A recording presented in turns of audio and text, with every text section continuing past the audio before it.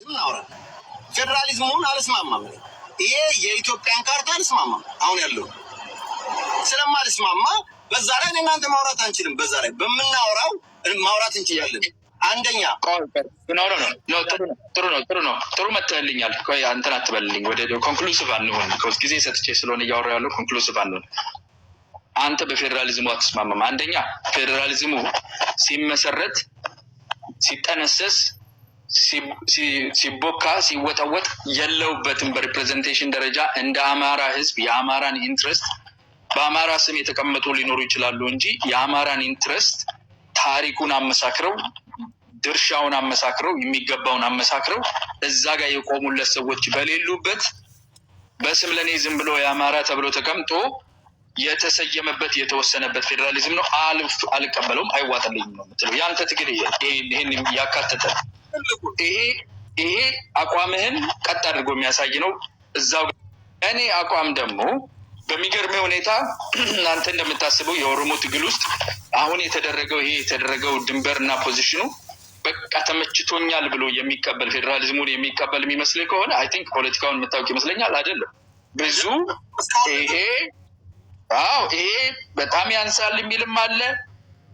እንደውም ከናካቴው ደግሞ ከዚህ ይሄ ፌዴራሊዝም ምናምን መብኳካት ምን ያደርግልኛል? ቢቻል ዩናይትድ ኔሽንስ ላይ ባንዲራዬን አውለብልቤ የራሴ ሀገር መሆን ያለብኝ እነኝን ነገሮች አካትቼ የሚልም አቋም ያለው አለ። በሰው በግለሰብ ደረጃ በፖለቲካ ድርጅት ደረጃ ባይዞ የለም። በፖለቲካ ድርጅት ደረጃ ይህንን ምርጫ ለህዝብ እንሰጣለን እስከሚለው የሚሄድ እንጂ ከዛ ያለፈ የለም። ብዙ ሰዎች አሳስተው ስለሚያስረዱ እንጂ አንተና እኔ መካከል ያለው ክፍተት እኔ አሁን ባለሁበት ይዞታ ላይ ራሱ ማለት ነው የጎደሉና ያነሱ ነገሮችን ለአንተም ለኔም አግባብ አይደለም የምትለው ላይክ በላንድ ዲሊኔሽን ሊሆን ይችላል፣ ወይም ደግሞ አጠቃላይ ይሄ ፌዴራሊዝም የሚባለው አካሄድ ራሱ አይሆንም ለኔ። ቢኮዝ እኔ ህዝቤ አንድ ክልል ውስጥ እየኖረ ያለ ህዝብ አይደለም። ከነበረው ቅድም ለዛ ነው ታሪካዊ መስተጋብር ነው ችግራችን ብለ ከነበረው መስተጋብር የተነሳ እኔ የህዝቤ 1/3 ያህሉ በመላው ኢትዮጵያ ውስጥ ተበትኖ የሚኖር ነው እና እዚህ ኮንቴን አድርጌ የሰጠኸኝ ክልል ውስጥ የሚቀመጥ ድርድር ለእኔ አዋጭነት የለውም፣ ለህዝብ አዋጭነት የለውም የሚል ጥያቄ። ይሄ ጥያቄ ተፋሶ የሚመጣው ግን ከነበረን የፖለቲካ ለምን ያንተ ህዝብ ሁሉ ቦታ ላይ ተገኘና ለምን የኔ ህዝብ ሁሉ ቦታ ላይ አልተገኘም ብዬ ብጠይቅ አንዱ ትልቁ ነገር በብዛት ነው የምልህ። ኦፍኮርስ ሁሉም ሰው ሁሉ ቦታ አለ። ጃፓንን ብትሄድ ኦሮሞም አማራም ታገኛለህ። በብዛት እንደዛ ለምን ያንተ ሊሆን ቻለ ለምን የኔ አልሆነም ብዬ ብጠይቅ አንተ ፓስፖርት ነበረ እኔ ፓስፖርት አለ። ለምንድን ነው ለምን ያልመልስልህም አንተ ከምትነግረኝ ነው ልመልስህ? ኖ እኮ ብጠይቅህ እኮ ብዬ የምናገርበት ምክንያት ስለማልጠይቅህ ነው። ከዛ በኋላ አንተ እንድትመልስ እድል ሰጥሃል። ፓስፖርት ብዬ የማቀርበው ምንድን ነው አሁን መኩ ተነሳ የታች ጋይንት ሰው ነው። ሆልዶን ሙቀት ውስጥ ስላለው ነው መኪና ውስጥ ስላለው ነው። ሌላ ነገር አጠር አድርግላለሁ እያላበህም ነው እያየው ነው። በቃ ፈጠን አደርገዋለሁ ያለውበት ነው መኪናው ነው።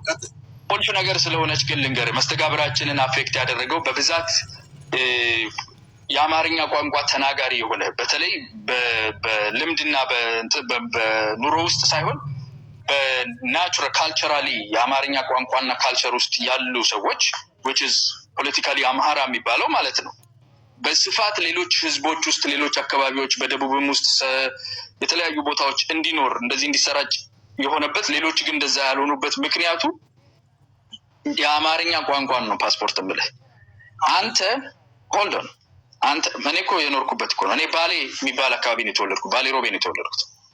አንተ ድርክት ነው እኔ ልመልስ በዛ ከምት ኖ ኤግዛምፕል ልስትህና ትመልሳለህ። ቢኮዝ ላጠናክርልህ ነው አይደለም ውስጥ እንዳንገባ። አንተ የታች ጋይንት ሰው ብትሆን አማርኛ ተናጋሪ ነህ። ንግድህን ለማድረግ ወይም ቡና ላይ ለመስራት ወለጋ ስትሄድ ወይም ደግሞ ባሌ ስትመጣ አንተ ባሌ ሮቤ ጎባ ስትመጣ ማለት ነው ሮቤና ጎባ ላይ አንተ ኦሮምኛ መልመድ ስላልቻልክ ወይም ኦሮምኛ ተናጋሪ ስላልሆንክ ከኢኮኖሚ ውስጥ ከስራ ውስጥ ከምንም ነገር ውስጥ አትገለልም። ይልቁን የአካባቢው ሰው ያንተን አማርኛ ለመናገር አንተን ለመምሰል ከአንተ ጋር ለመሸጥና ለመግዛት የራስህን ቋንቋ ያንተን ቋንቋ ለመልመድ እየሞከረ ያለበት ቦታ ነው የምትሄደው። የት በሀገሪቱ በሙሉ የትኛው ሀገር ሚኒሊክ ሄዶ ያሰፋት ሀገር በሙሉ ላይ አማርኛ ቋንቋ ከሆንክ ልክ የአሜሪካ ፓስፖርት እንዳለው የሄድክበት ቦታ ሁሉ ላይ የመነጋገር፣ የመስራት፣ የመነገድ፣ የመኖር ኦፖርቹኒቲ ክፍት ነበረ።